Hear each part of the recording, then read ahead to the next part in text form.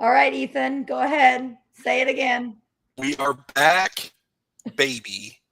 9-3 until we ain't. At which point Billy Napier gets fired. Okay. But until So, then, we are back. Until we lose a game, we are back on top. so Love it. till Saturday. Got it. I said lose the game. We'll see. We'll Ethan's see. on the Texas takeover. Florida and Texas, we've been battling it out for years to see who can be the shittiest state. And now Florida's on the march. We've already taken down Big Brother. Now it's time for Little Sister. Oh, okay. I see how it is. Anyway, we start with Kentucky and Georgia. Why was this game closer than I wanted it to be? See, I thought it was more of a stomp than I was expecting it to be. Yeah, I feel like Kentucky usually plays Georgia pretty close, but what did this final score end up being? I watched most of that game, and it was not close. 35-14. Yeah, even that score, like that was. At no point in time did it ever feel like Kentucky was going to be able to do anything against Georgia. Like I think it was like 28-7 at halftime or something like that. They were just stomping them the whole time. So like A&M Auburn, like it was semi-close, but not like actually close. No, because I feel like, especially when Auburn had that pick six, that almost pick six, I felt like you guys were going to lose that game. And so even then, even though it was closer than it should have been, it was still close enough to lose. Whereas this game, Kentucky, they were never even close to winning this game. That's fair. All right, go ahead. What happened in the swamp, since we called our episode Get Swamped? Number one, I said this during the game. The swamp is elite.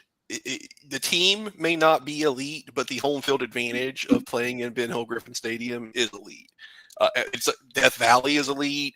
Kyle Field, y'all need to win something before you're elite, but it's up there. There's a lot of stadiums across the country that are elite. And Florida has one of those stadiums, and it made a difference. I mean, Texas had so many false starts. They had so many pre-snap penalties. And our defensive line just manhandled them. My biggest concern was our offensive line holding up to their defensive line, and our offensive line manhandled the defensive line. I feel like this would probably be a better comparison to the Auburn A&M game was the Florida Texas game, to where the score looks close, but Texas got like a garbage time touchdown with like 5 minutes left in the game, and the entire it was like a blowout at halftime. It was like 19-7 at halftime or something like that. And so Texas never was able to move the ball against us. The only touchdown that he really scored in the first half was off of a fumble. They gave him the ball at like the 30-yard line or something like that. And so, this is the team that I thought we were going to see all year long. It's obviously not the team that has played, but I mean, Lagway played clean. He had one interception that was a bad throw, but aside from that, some of the arm angles, that was the big thing that really I think had a lot of people excited about Lagway. Wasn't so much his in the pocket, plant his foot, throw it down the field throws. It was his ability to throw off platform, to manipulate the pocket and throw sidearm, throw out of weird angles. And we hadn't seen that the first 4 weeks, which led people, including myself, to think that he was injured. And he's definitely not 100%. You could see him limping around in the Texas game. But, it seems like his shoulder at least is healthy now, because he was making some pretty crazy throws.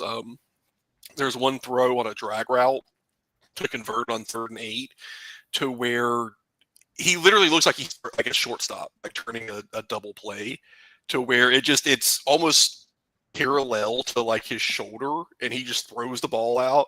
So that's the kind of stuff that everybody was expecting to see from him to start the year. Maybe, hopefully, he's finally figured things out. We got Dallas Wilson back, who popped off.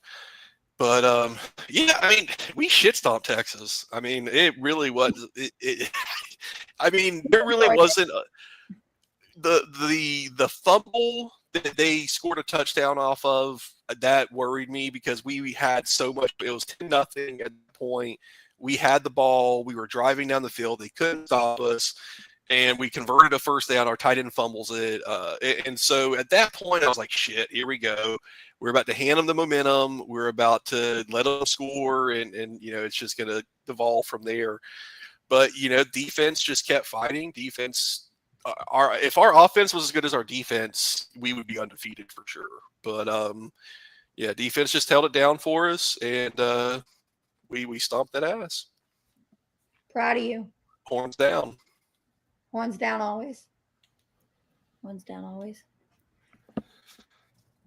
Yeah, I enjoyed seeing this a lot. I was at Pluckers for the very end of it, and I was waiting for Boy, and our waiter was a Longhorn. And I was wearing my A&M shirt, and he goes, "You're enjoying this, aren't you?" Little bit. And he goes, "Just wait." But then our game wasn't on the TV like it was supposed to be. And I said, "Hey, the A&M game, can we put the A&M game on?" He put it on both TVs in front of us. He's like, "This is either going to go really well for me or really bad." Mm-hmm. I was like, "Okay, you're the real MVP." And then somebody changed it and he brought it back. He literally argued with the manager for like 3 minutes and then we got it back. And I was like, okay, this Longhorn is a nice human. But yes, Vandy and Alabama. Sweet baby boy Diego.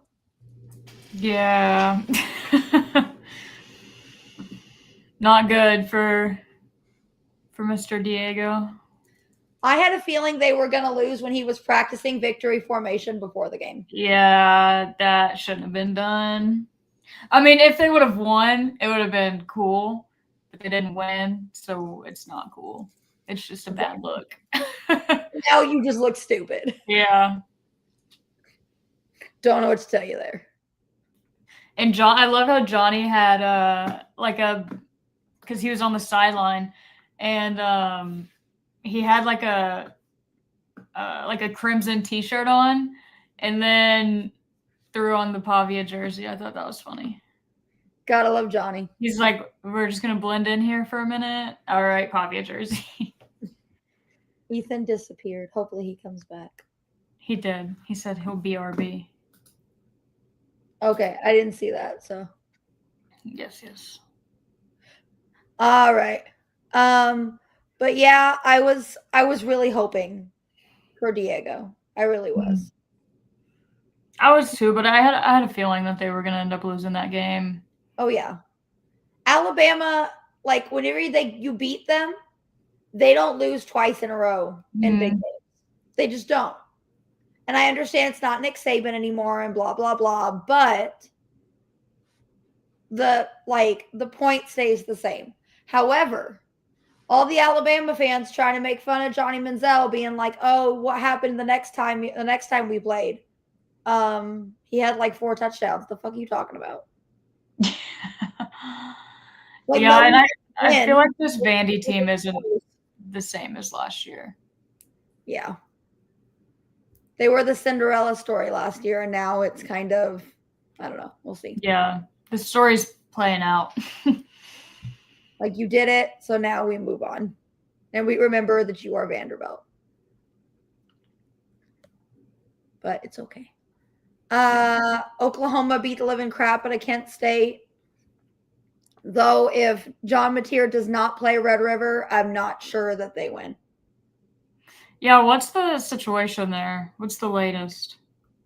Their coach has told us next to nothing.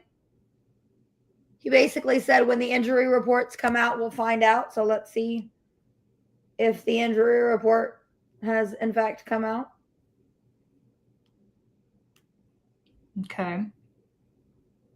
I'll have to talk about that in a second when we get to the A&M game, but that's the A&M injury report. I need the Oklahoma injury report. John Mateer's status. Let's see. He's listed as questionable. Got it. So that's better than out. Yeah. Or doubtful. Yeah. That is better. But we'll see. I still think Oklahoma can beat Texas without him. It depends on, like, Red River is a different beast. Right. It just is. Can Arch handle that beast? It would be very Oklahoma to get to number 5 and then lose to a team that just lost to Florida. Like, that would just be very Oklahoma. But, it's all good. Let's see. A&M and Mississippi State. Did you get to watch any of our game? I'm trying to remember. It was at A&M, right? Yep. Yeah, I saw a little bit of it, yeah. Their running back got hurt at the very end. And my date and I really enjoyed him because his name is Fluff. Yeah. So when he got hurt, Date looked at me and goes, "Not Fluff." I was like, "Oh no, not Fluff." But apparently his x-rays have come back positive, so we'll see. So I really thought his ankle was broken. Yeah. The way it bent, like, I watched the slow-mo video and I was like, oh, yikes. Yeah. But our defense has allowed in the last 2 games 1 out of 32 third down conversions. Wow. That's so impressive. They're not bad. They're all right. They're all right. Now, if Marcel Reed can figure it out consistently, A+.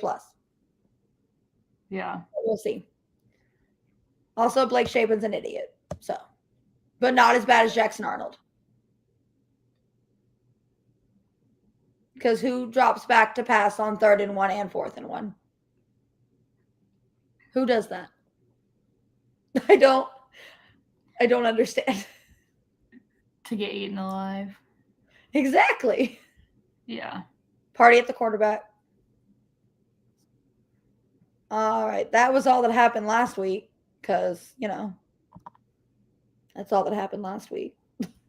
Yeah, there were a lot of buys last week. Everybody and Mama had a bye. I need Ethan to come back. I'm trying to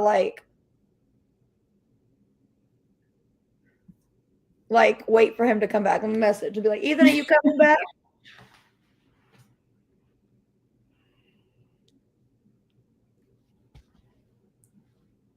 We'll see. Good thing we have other games first. Alabama, Missouri.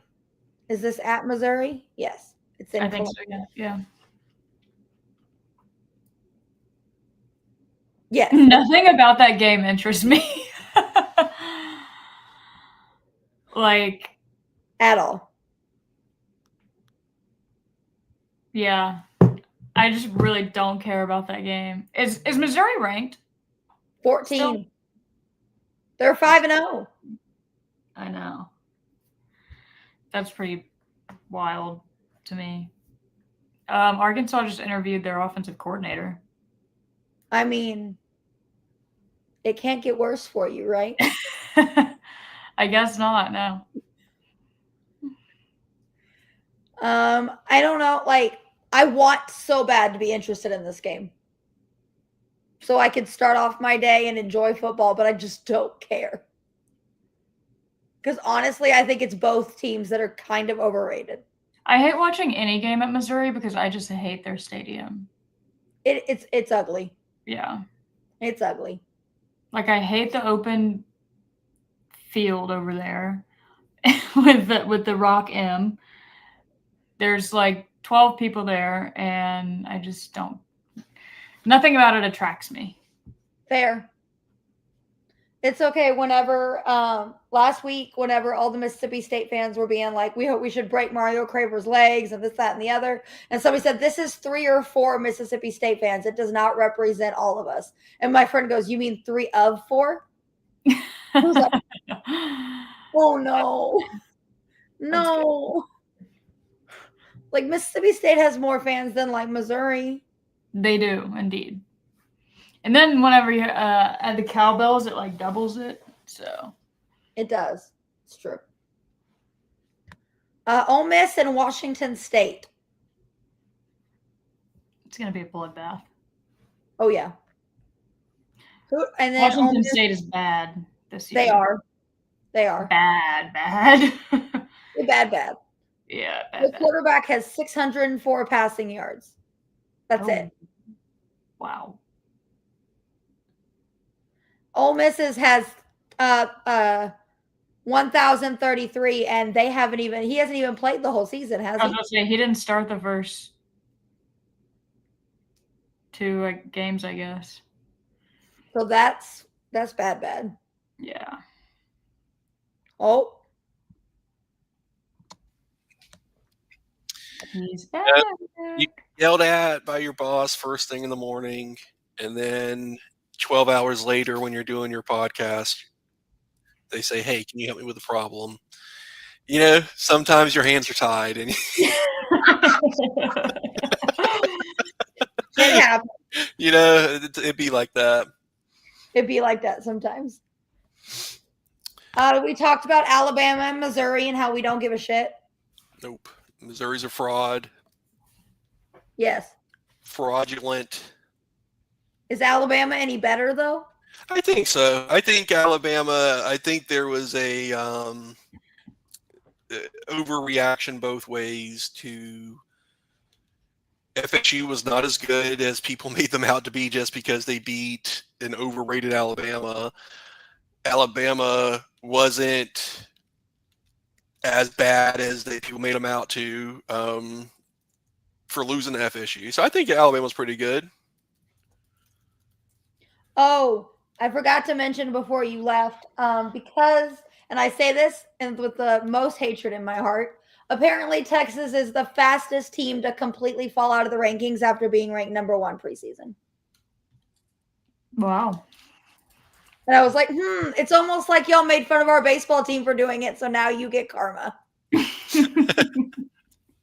I almost feel bad for you, but then I don't.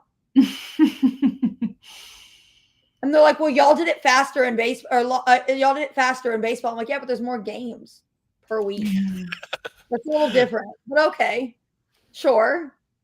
Let's compare apples to oranges. You know, they can't let you be right. And when all else fails, go to the overall record. Mm-hmm. When all else fails. Yeah. Yeah. It's either scoreboard because we just beat you, overall your current rank if you can use that, and then all-time record against your rivals. If you have to really go down, and then 4th is academics. Yep. That's when you know you're really fighting for your life to win some trash talk, is when you pull up the academics. What we do here at Arkansas, we pull out the 50 track national championships. Be like, well, we have more national championships, and 50 of them are track. That's up there with, we got the number 1 tight end in the country, and it's the country of Sweden. And all the Texas fans were like, "No, you didn't." And we're like, "You didn't specify what country." Just saying. That's funny. Love Theo. God bless him. Let's see. We talked about how Ole Miss and Washington State's going to be a bloodbath. Mm-hmm. I don't know if Ethan's here. I'm here. Okay, I got distracted because I was looking at the list of national championships to see who had the most in the SEC, and then it was Texas, so I didn't want to say anything. Texas is a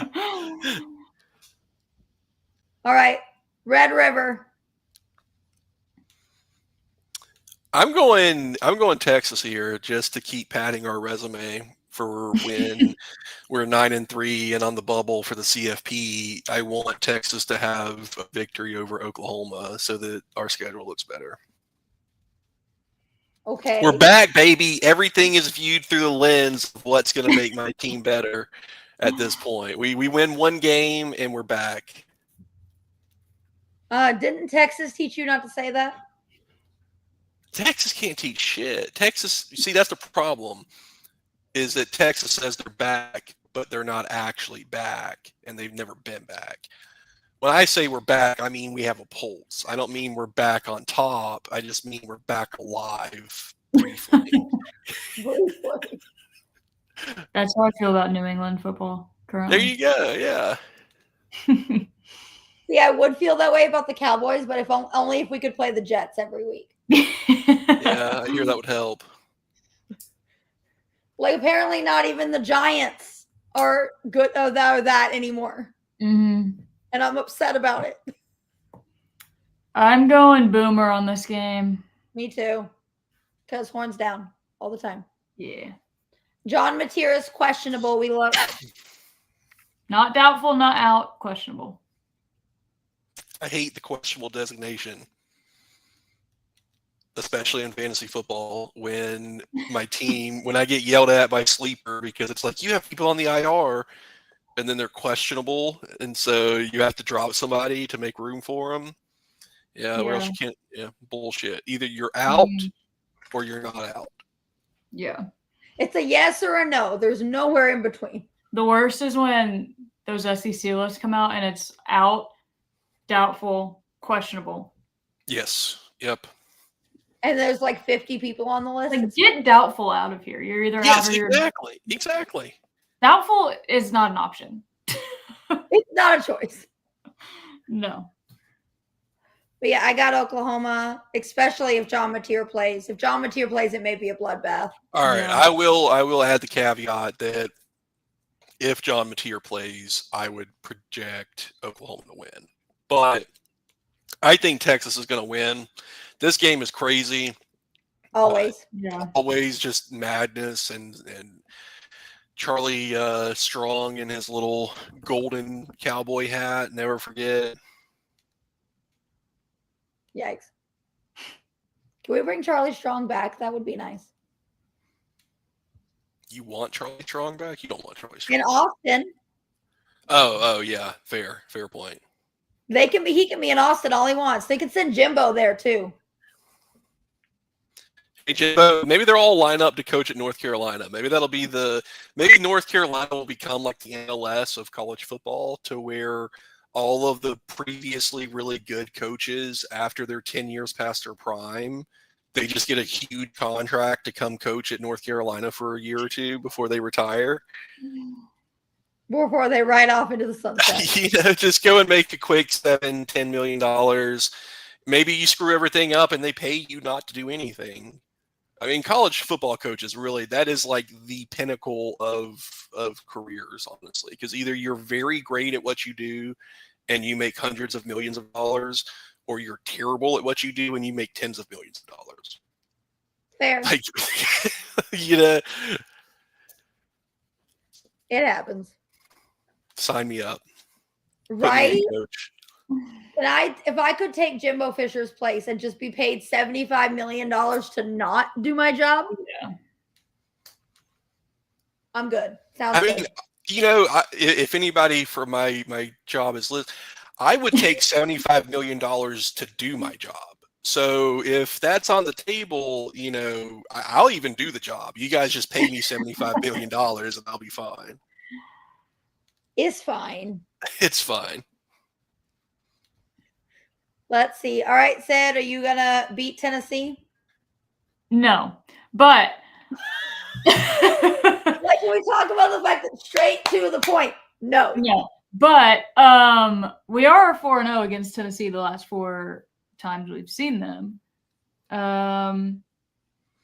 Basically, I have no idea what's going to happen on Saturday. This is must-see TV. I cannot wait for this game. Like, this game. I don't think the players know what's going to happen on Saturday. The coaches don't know what's going to happen on Saturday. Arkansas fans don't know. Tennessee fans don't know. Vegas doesn't know. Nobody knows what's going to happen on Saturday. Everything's in the air. I love it.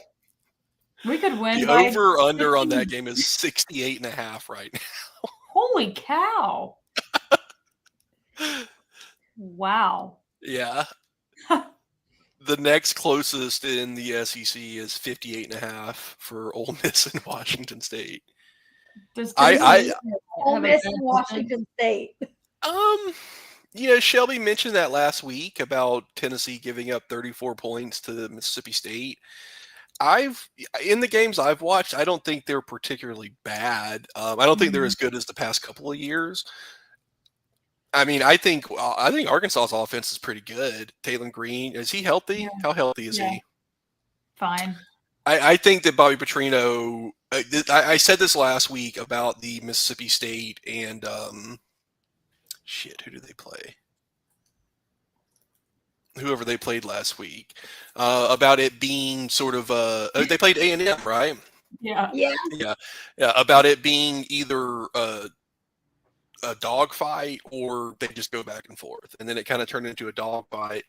But I feel like Petrino, just like Jeff Lebby, is gonna scheme some shit up, and I think Josh Heupel can scheme some shit up, and I think that we're gonna see two guys who I think that they would both sacrifice all of their loved ones for the secrets of like football offensive knowledge. Like, I think both of those guys are like sorcerers who just want to cook some crazy shit up.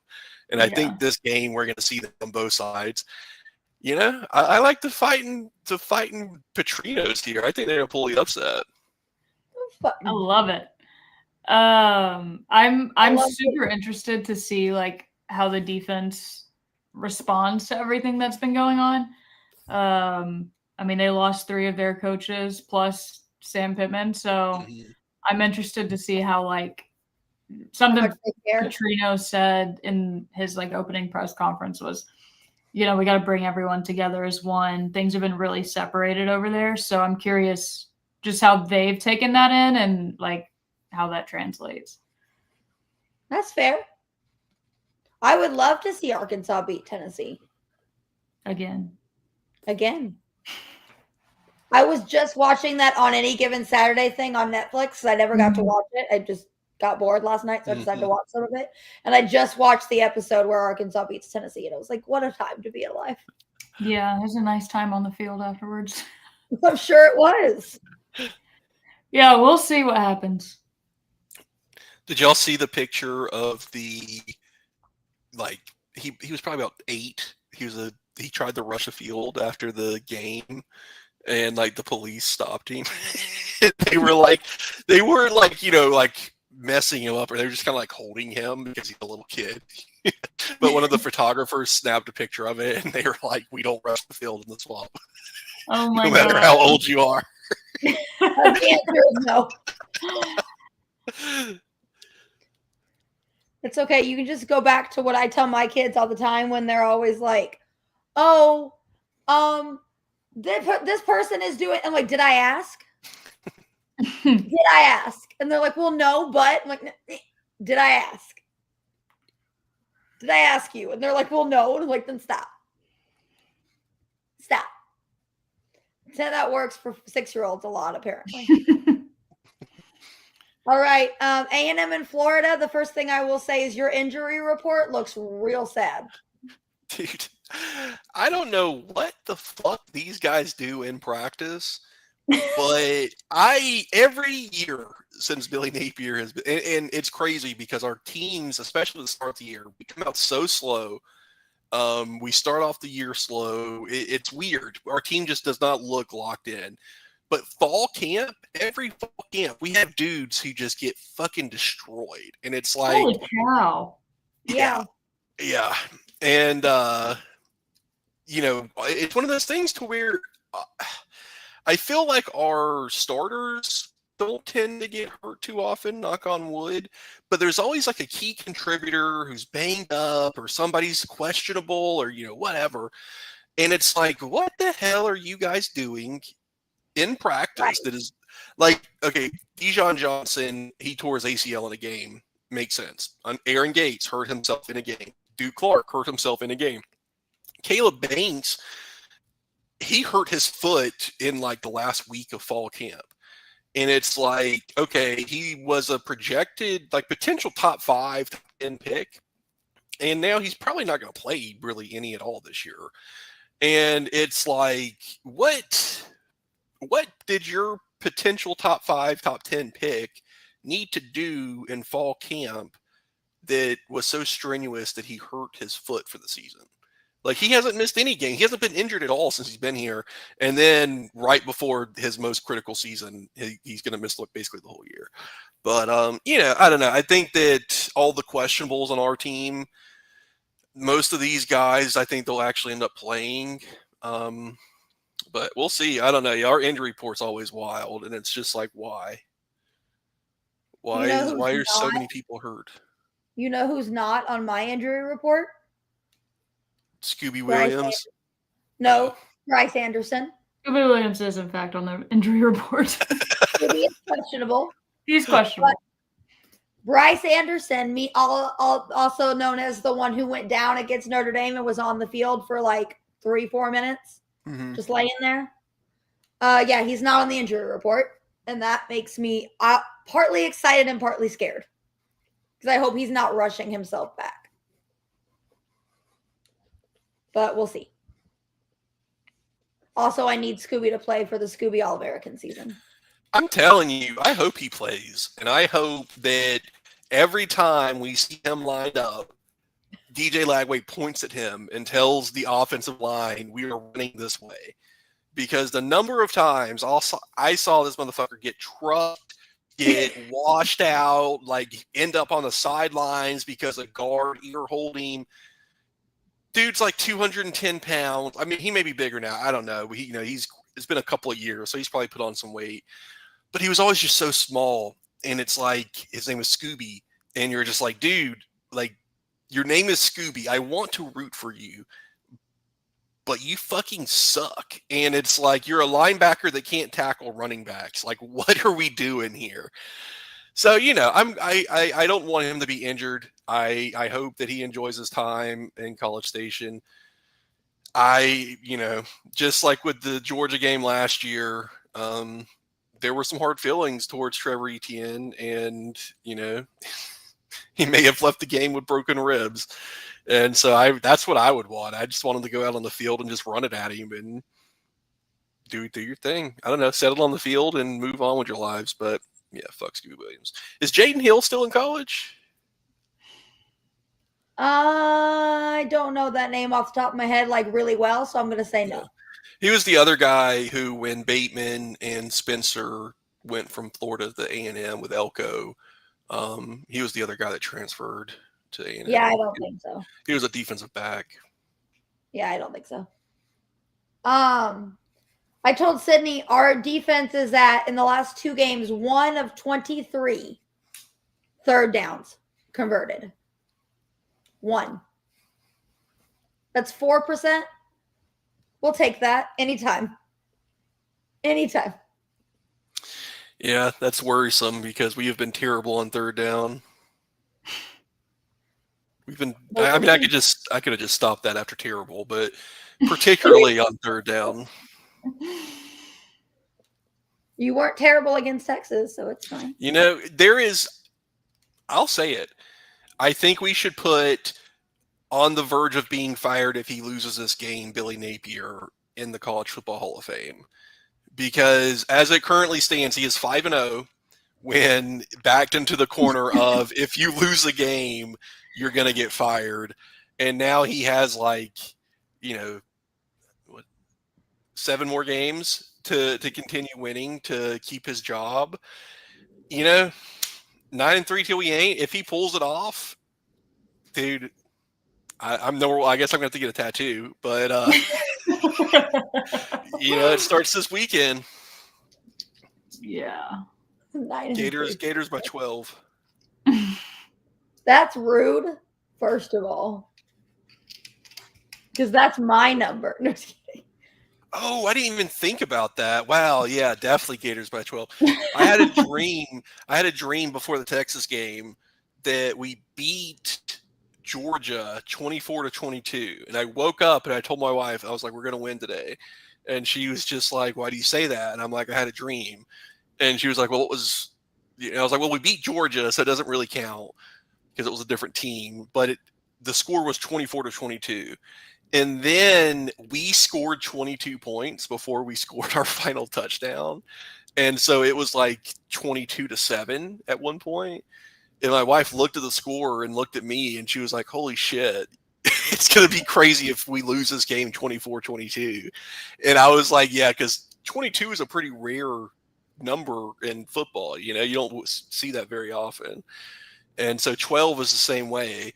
And to come in and take the 12th man away by winning by 12, I mean, it's poetic justice, I think. Okay. You mean the 12th man that wasn't even full in the 2020 whenever y'all lost? Why are we talking about 2020?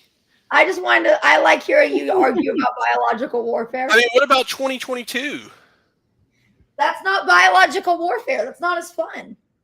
I'm pretty sure half of my team got like SARS after that game. So I don't know. Yeah, I'm pretty sure biological warfare is just built into Kyle Field.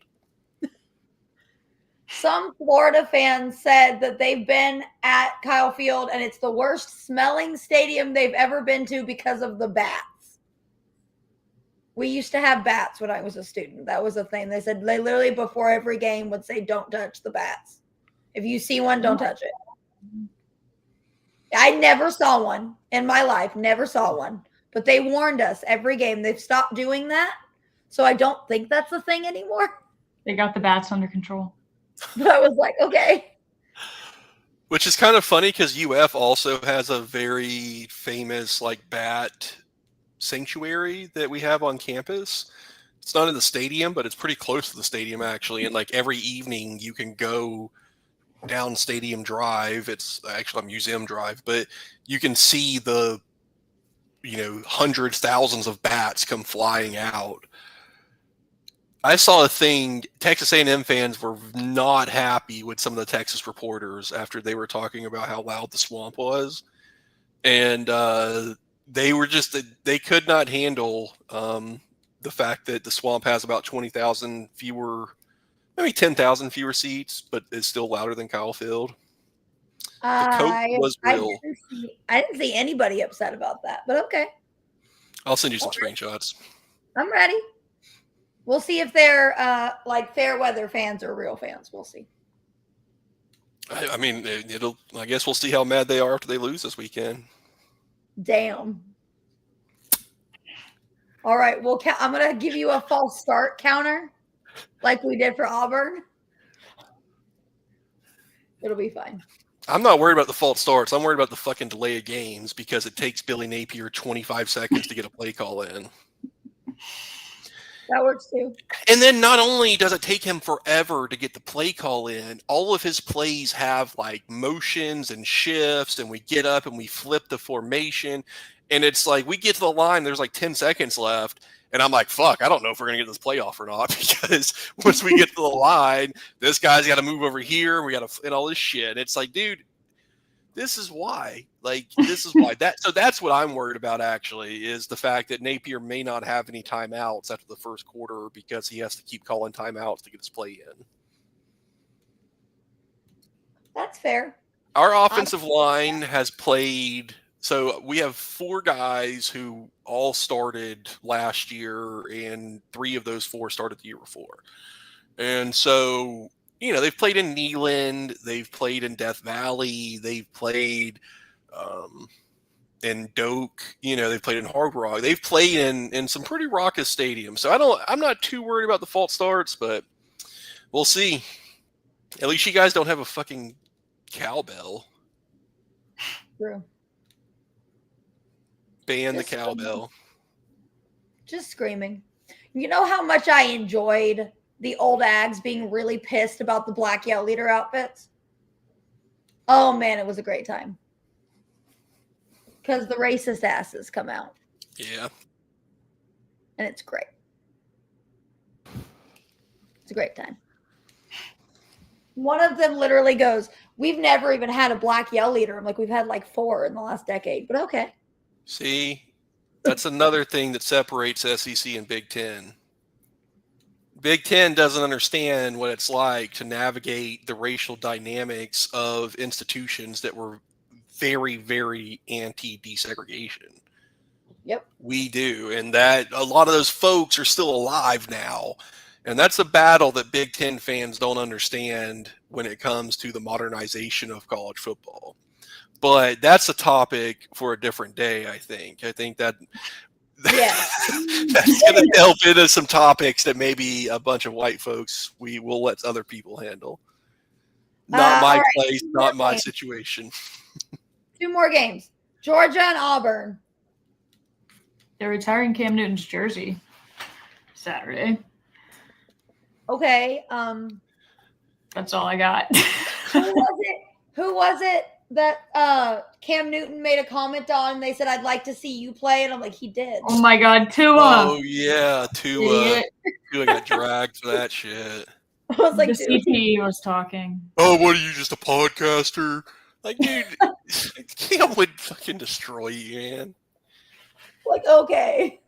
Cam could play defensive end and destroy you. Yeah, like I couldn't. I read that comment and I was like, now that it was 2 of them, I remember that. So I was like, maybe his brain is just a little bit not all there right now. Just maybe. Yeah. Give him that. I have only ever seen 2 people posturing in my life. Tua Tagovailoa was one of them in the middle of an NFL game. And that is an image that in 10 years when he's running naked down the streets of Honolulu, everybody's going to be like, oh yeah, I know exactly how he got to this point. Here, let's show the slow motion replay of this poor man getting slammed into the ground multiple times. And what, signing a new contract? Like, yeah. We back, baby. And refuses to wear a Guardian cap. It's like, what is it? Emperor's New Groove, where at the very beginning they showed the like crying llama. It's like, I bet you're wondering how we got to this point. Bless it. I love that movie. I made my kids watch it because they wanted to. We had indoor recess at the beginning of the year, so we watched a movie while they had snack.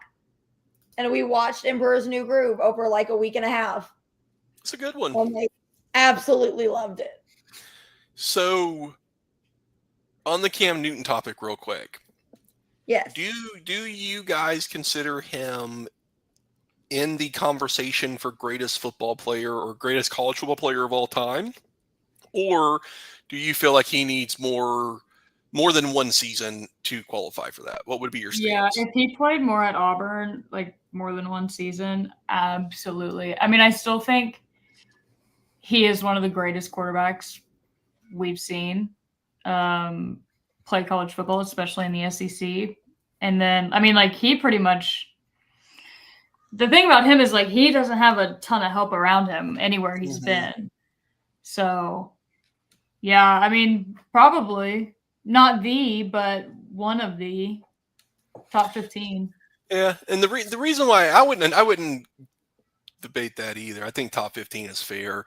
The other person that I saw people talk about was Joe Burrow, who did have a second season, but really his first season, nobody thought after his first season he was going to be, Joe Shiesty. And so, like, to me, I'm biased. I thought Tebow. I think Tebow is the best, in terms of overall production, accolades, success, titles, whatever. But those were the 2 that, to me, I feel like if you only have one title, I feel like that makes it hard to be in that conversation when you're talking about people who have 2 or 3 titles. And then when you really only have one season of being productive, it's kind of like, okay, yeah, you definitely have Cam and Joe both have much better seasons than anything Tebow did. But the totality of them of 3 seasons and 2 titles versus one season and 1 title, I don't know. I mostly agree with you, Sydney. People were very mad at me for saying that, though, and they were like, Cam Newton's the best, and it's like, how can somebody who played 1 season be the best? I don't know. I can't get behind that. Yeah, and the thing about Cam is like he did it on the college level and then he did it on the NFL level. So that's a pretty like kind of exclusive thing to him. But winning a Super Bowl and a national championship, pretty much with very little assistance. Well, they lost in the Super Bowl famously because Cam Newton refused to dive on the fumble. Yeah. Oh yeah. Oh yeah. Now I'm trying to think of guys who have won the national title in the Super Bowl. There's probably a bunch. Jalen Hurts, all those Bama and Georgia people have it. Mm-hmm. Half the Eagles roster probably qualifies for it since they have so many Bama and Georgia people on them. Yeah. Man, fuck the Eagles. That's all I have to say. Speaking of the Eagles, Auburn, pick a fucking mascot. You can't be the Tigers and the Eagles. You're not the War Eagles. You can't say go War Eagle, War damn Eagle. You're the Tigers. And for that reason, I must pick Georgia. I picked Georgia because Jackson Arnold's an absolute idiot. Yeah, I picked Georgia because they have a good coach. Yeah. Oh, Pastor and a much better football team. Yeah. Did y'all see Arch try and spike the ball with like 0 seconds left in the game? There was another game I was watching to where it came down to the final seconds and the guy tried to get up and clock it, and he kind of did what we've seen like Will Howard do, to where there's like no time on the clock, and he like Jaden Daniels did it as well, to where they just like slide down in bounds. And there's like no time left on the clock, and it's like, what the fuck are you doing? Like you got to throw the ball away. Like you can't take a sack, you can't scramble. You got to stop the clock because nothing else matters. And they did that like 2 or 3 times. I feel like Auburn, I could see this being a close game, and then Jackson Arnold's dumbassery. Maybe it was Jackson Arnold. Maybe it was the Auburn game I was watching. But anyways, I feel like I could see him doing something like that, to where he like takes a knee or spikes the ball on 4th down or something. Well, yeah, when they were playing at Oklahoma, like he was pretty much backed into his end zone, and he's dropping back to pass every time, and then he tries to scramble out of it. There's nowhere to go. Yeah. Throw the ball away. Yeah. I told you, drop back on 3rd and 1, drop back on 4th and 1. What are you doing? The -1 and -2 yard rushes from quarterbacks who decide, rather than throwing the ball away, they're going to run out of bounds, like right at the line of scrimmage. But it's still like a 1 or 2 yard loss. And if they just threw the ball away, it wouldn't be. And I think we all know they want to preserve their fucking completion percentages. And so rather than actually doing the strategically better thing, they just take the 1 yard loss, and it drives me crazy. Felipe Franks, nobody did that more than Felipe Franks. That is a name that it's been a while since I've heard.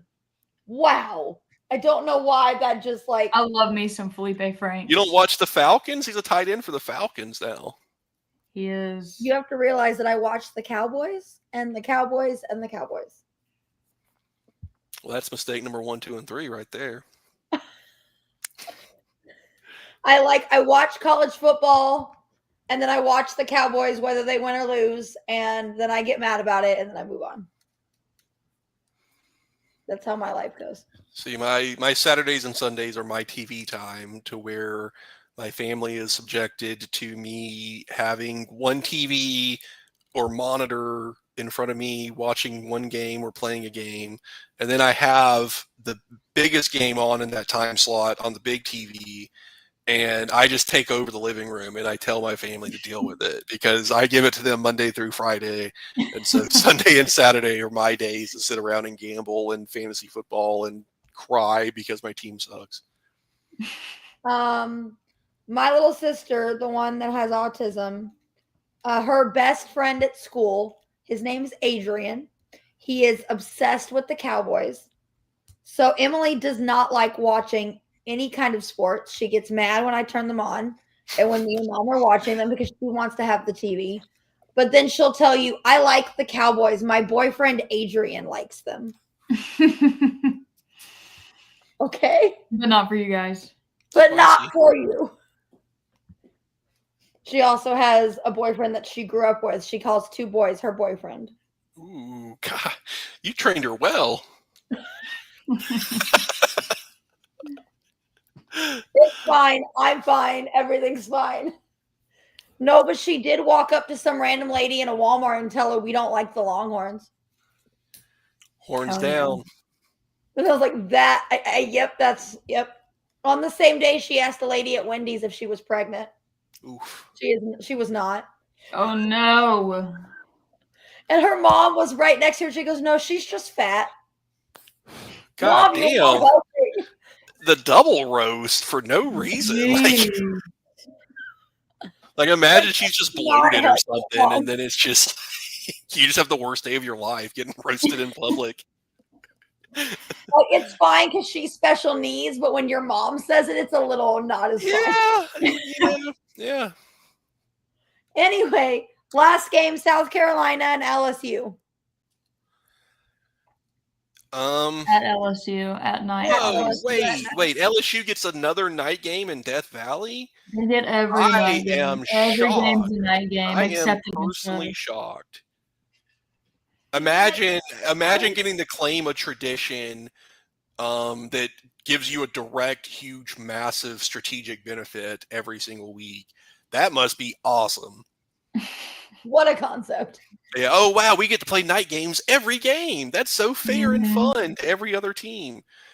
I don't know if you've looked at the actual, like LSU has like twice as many night games as the other, like any other SEC team. Yeah, they do. It's dumb, and I don't like it. So for that reason, I must pick LSU. For that reason, I know. Yeah, this is SEC Shark Tank biased. For that reason, I quit. Who'd you say? But no, I think LSU handles this. I don't know. It's not so much that I think they're good because I think we should have beaten them. It's just I don't have any faith in South Carolina at all. Here's the situation. I think these are 2 bad offenses. So Fair. I'm going LSU. I think that Lenora Sellers has been figured out by SEC defenses. Yeah. So he is not as like, oh my God, as he or was. Mike Shula just killed him. That too. I mean, I feel like teams just did what they did to AR, to where, yeah, your athleticism and arm strength are going to make things happen, but teams are just going to sit back in a cover 3 and not let you beat them over the top. They're going to play zone coverage, so when you try and scramble, you're not shaking defensive ends and linebackers. You got corners and safeties coming up to tackle you. We did that a little bit with Arch, to where instead of having a linebacker spy him, we had a nickel back spy him. And he had a few plays where we lost gap integrity. But a guy like Lenore Sellers, like a guy like AR, they don't have the shiftiness that Tylen Green has. Like, they don't have the shiftiness that Michael Vick and Lamar Jackson have. They have straight line speed and they're big guys. But you get them in a phone booth and you can probably bring them down. They're not going to shake you out of your boots. And I think teams just adapt to that, and they say, okay, you're not going to beat us deep, and we're going to come up and lay the wood if you try and scramble. So I think LSU is going to handle this, just because I don't know if South Carolina scores more than 10 points. That's fair. Yeah. Not a believer. I am not a believer. I mean, I've seen Garrett Nussmeier have a meltdown of all meltdowns, so it could happen. Yeah. I just don't think either offenses are good. No. Yeah. Nussmeier in the surrender Cobra when he threw the second interception at Kyle Field. Yeah. It'll just come down to, I guess, whose defense does a little bit better. Yeah. Who looks semi-competent. Yeah. So, yeah, I'll go LSU. I don't see South Carolina. What's the line on this one? 9.5, according to ESPN. Okay. I could see that. I see more than that. Yeah, I don't know. I feel like this is going to be like a 23-3 type game. Yeah, that would be fun because I hate those bastards in South Carolina. So my mom was shocked whenever they weren't one of our permanent rivals. She's like, aren't they forcing that? I said, I guess they gave up. Wow, must be rough. You guys got forced to have South Carolina as your permanent rival. We got stuck with fucking LSU as our permanent rival when we welcomed South Carolina into the SEC. And those damn Razorbacks threw everything off. I wanted Arkansas, but we got Missouri, and it's fine. It makes no sense. I'm not upset at all. But whatever. Fucking Missouri. Arkansas has more SEC street cred than A&M and Missouri. Y'all really do deserve to be matched together since y'all came in at the same time. They should have done that to begin with and fixed everybody else's. But I won't start my rant now since we're wrapping up. But old man yells at cloud. Yeah, no, it's stupid ass Tennessee is the reason why the divisions were aligned so poorly in the early 90s, because they didn't want to give up their rivalry with Alabama, which turned into an absolute shit stomp for the next 30 years that had Tennessee given up that rivalry. They probably have a couple more SEC titles. They probably have maybe even a national title, because Alabama's just kept them down since, the 2000s, really. And Auburn should have been in the East with Florida and Georgia, and then had Alabama as their permanent crossover. But Tennessee then would have to give up Alabama, and so they didn't want to give that up. So down with Tennessee. LSU wins by more than 9.5. Bet the under. Okay. On that note, we will see y'all next week. Yeah. Cool. You can't see it, but I'm doing a thumbs up for you, Shelby. Psych, I'm doing a thumbs down. Gig 'em dead. What the hell does that even mean? Go get. When you I bet y'all have never even been frog gigging. I bet you've never even been frog gigging, have you, Shelby? I'm from inner city Dallas. No. Oh my God. So every time you say gig 'em, it's just an outright lie. It's just a patently, you've literally never gigged them, and I have gigged them. I'm dead. He's bitter. And for that reason, Gators by 12. Go Gators. Thanks and gig 'em. Sydney's going to come back eventually. Come on, Sydney. Give us. Woo! See you on the other side, guys. Bye, friends.